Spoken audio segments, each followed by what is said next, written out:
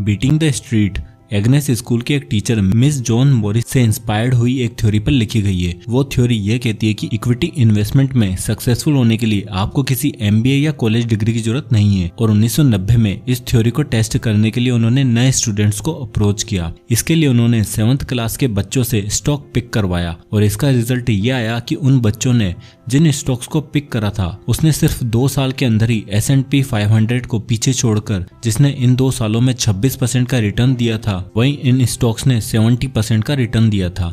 इन 7th class के students ने अपनी स्क्रैप बुक में इन टॉप कंपनियों को लिखा, साथ उन्होंने क्या सोचकर इन स्टॉक्स को पिक करा था इसकी एक्सप्लेनेशन भी दी। इसी से पीटर लिंच ने एक प्रिंसिपल बनाया जो ये कहता है कि never invest in any idea you can't explain with A crayon. मतलब आपको तब तक किसी कंपनी में इन्वेस्ट नहीं करना चाहिए जब तक आप उस कंपनी का काम खुद लिखकर एक्सप्लेन न कर पाओ। पीटर लिंच एक वेल नोन सक्सेसफुल इन्वेस्टर है। 1977 में उन्होंने फिडेलिटी मैगलेन फंड को ज्वाइन किया और ज्वाइनिंग के बाद एक इन्वेस्टर के 74,610 रुपए के इन्वेस्टमेंट को 1990 तक 20,89,080 रुपए तक पहुंचा दिया। उनके अंडर में फिडेलिटी फंड ने 29% का एवरेज रिटर्न गेन किया। 1988 में उन्होंने लिंच फाउंडेशन स्टार्ट किया और 1989 में उन्होंने अपनी एक बेस्ट सेलिंग किताब वन अपॉन वॉल स्ट्रीट लिखी और जिसके कुछ साल बाद ही उन्होंने अपनी इन्वेस्टमेंट की नॉलेज को शेयर करते हुए बीटिंग द स्ट्रीट इस बुक को लिखा है, जिसमें से मैं आज आपको 5 ऐसे अमेजिंग लेसन बताने वाला हूँ जिससे आप ये सीख पाएंगे कि कैसे आप भी मार्केट को बीट करके एक्स्ट्रा ऑर्डिनरी रिटर्न जनरेट कर सकते हो। अब आता है lesson number 1, focus on the bigger picture. Imagine करिए कि आप एक ऐसी जगह पर रहते हो जहाँ पर बहुत ही ठंडी पड़ती है। एक दिन सर्दियों के मौसम में टेम्परेचर -15 डिग्री तक पहुंच जाता है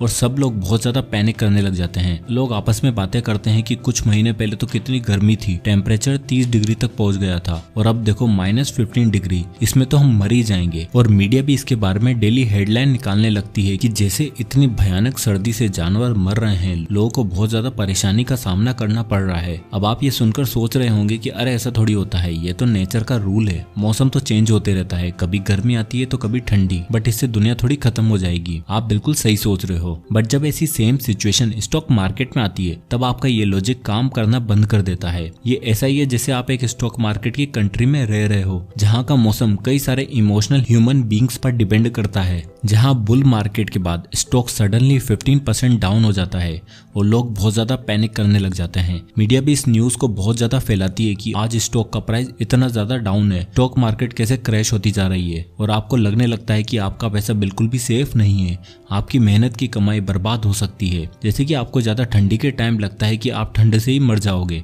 बट इसका कोई सेंस नहीं बनता है। सिमिलरली स्टॉक मार्केट भी कई बदलते मौसम से गुजरता है जहां लोगों के इमोशन इस मार्केट को रूल करते हैं। जब लोग ज्यादा डर जाते हैं तो सब अपने पैसे निकालने लगते हैं और मार्केट डाउन होती जाती है। वहीं जब लोग ज्यादा एक्साइटेड होते हैं तो वो ज्यादा पैसा इन्वेस्ट करने लगते हैं। पीटर लिंच कहते हैं कि स्टॉक मार्केट में पैसा कमाने का सिर्फ एक ही तरीका है, डरना बंद करो। जब भी मार्केट डाउन हो जाती है और ऑथर को स्टॉक सेल करने की अर्ज फील होती है तो वो खुद को रिमाइंड कराते हैं कि ये तो डाउनफॉल सिर्फ एक मौसम की तरह है जो कुछ टाइम में चला जाएगा। क्योंकि लास्ट 60 ईयर से स्टॉक ने ऑलमोस्ट सभी इन्वेस्टमेंट ऑप्शन को आउट परफॉर्म करके बहुत ही एक्स्ट्रा ऑर्डिनरी रिटर्न जनरेट करके दिए हैं। जहाँ कई मार्केट क्रैश हुए फिर भी कभी कुछ खत्म नहीं हुआ, और अगर आप सही कंपनी को चूज करते हो तो लॉन्ग टर्म में आपको हमेशा प्रॉफिट ही होने वाला है। अब आता है lesson number 2, making money in stocks is a combination of science, art and leg work. Peter lynch stocks में इन्वेस्ट करने से फिडेलिटी मैगलेन के एक बहुत ही सक्सेसफुल फंड मैनेजर बने, पर उन्होंने ये करा कैसे? वो कहते हैं कि उनकी इस सक्सेस का रीजन साइंस, आर्ट्स और लेग वर्क का एक कॉम्बिनेशन है।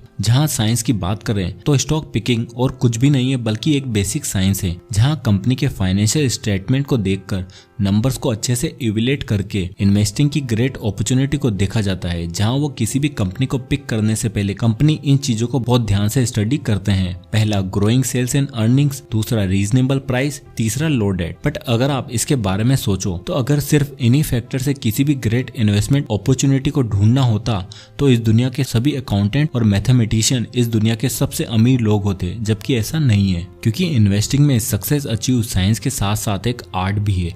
आप साइंस को यूज करके कंपनी के पीछे 10-12 साल के फाइनेंशियल स्टेटमेंट पढ़ के ये देख सकते हो, नंबर से ये जज कर सकते हो कि कंपनी ने पास्ट में कैसा परफॉर्म करा, उसकी क्या ग्रोथ रही, बट वो ग्रोथ क्यों हुई है, किन फैक्टर्स की वजह से कंपनी ने पास्ट में इतना अच्छा परफॉर्म करा है। जैसे आप किसी आर्ट पीस को देखते हो या कोई मूवी देखते हो तो आपके अंदर कोई इमोशन डेवलप होता है, आपकी फीलिंग्स ट्रिगर होती है, और मूवी बिजनेस सिर्फ और सिर्फ लोगों के एक्सपीरियंस और इमोशंस पर डिपेंड करता है। सिमिलरली जब आप एक कंपनी को देखते हो तो उनके अंदर कैसे इमोशन ट्रिगर होते हैं, लोग उस कंपनी के बारे में क्या सोचते हैं, ये बहुत ही ज्यादा इंपॉर्टेंट है। जैसे फॉर एग्जांपल अगर आप डिज्नी कंपनी का एग्जांपल लो तो लोग इस कंपनी को एक फैमिली फ्रेंडली कंपनी मानते हैं। इसके बारे में सोच के आपका बचपन ताजा हो जाता है, जिसके लिए ऑथर कहते हैं कि अगर आप किसी कंपनी में इन्वेस्ट करने वाले हो तो आप उस कंपनी को क्यों चूज कर रहे हो, उसका रीजन अगर आप एक 5th क्लास के बच्चों को बिना बोर किए आसानी से समझा सकते हो तो वो कंपनी आपके लिए बिल्कुल सही है। नेक्स्ट लेग वर्क में पीटर लिंच हर साल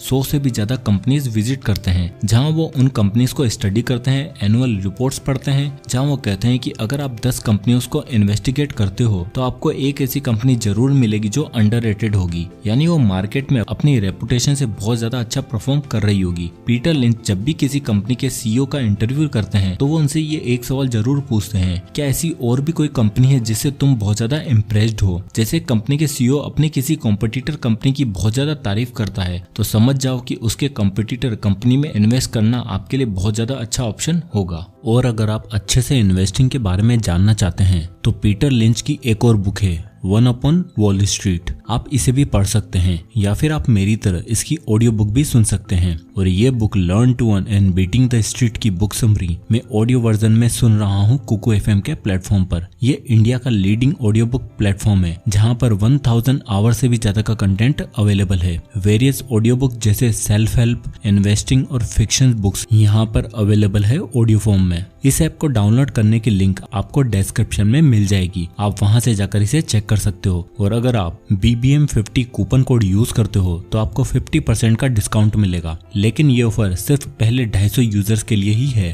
और 50% ऑफ का मतलब आपके 1 साल की कॉस्ट केवल 199 रुपए ही पड़ेगी, इसलिए इस ऐप को डाउनलोड करना ना भूलें। अब आता है lesson number 3, use the earning line to identify buying opportunities. यहाँ आप 2 चीजें देखो, फर्स्ट उस कंपनी की सेल्स और अर्निंग्स हमेशा ग्रो होती रहनी चाहिए, सेकंड उस कंपनी के स्टॉक आपको बहुत ज्यादा रीजनेबल प्राइस पर मिल रहे होने चाहिए। जहाँ ऑथर हमारे साथ एक बहुत ही इंटरेस्टिंग टिप शेयर करते हैं जिससे हम ये पता लगा सकते हैं कि उस कंपनी का स्टॉक सही दाम में मिल रहा है या फिर नहीं। जहाँ आपको कंपनी की अर्निंग लाइन पर फोकस करना चाहिए, यानी अगर उस कंपनी की सेल्स बढ़ रही है, उस कंपनी की अर्निंग्स भी बढ़ रही है, उसके साथ ही साथ उसका स्टॉक्स प्राइस भी बढ़ रहा है, तो ये एक अच्छा इंडिकेटर है कि ये कंपनी फ्यूचर में आपको बहुत अच्छे रिटर्न दे सकती है। बट अगर इसका उल्टा हो रहा है, न ही कंपनी की सेल्स बढ़ रही है और न ही कंपनी की कोई खास प्रॉफिट जनरेट कर पा रही है और ऊपर से कंपनी का डेट भी बढ़ता जा रहा है जिससे कि उसका स्टॉक का प्राइस भी इंक्रीज हो रहा है, तो आपको ऐसी कंपनी से दूर रहना चाहिए। फॉर एग्जाम्पल साल 2008 से 2013 तक इन 5 सालों में गूगल की अर्निंग्स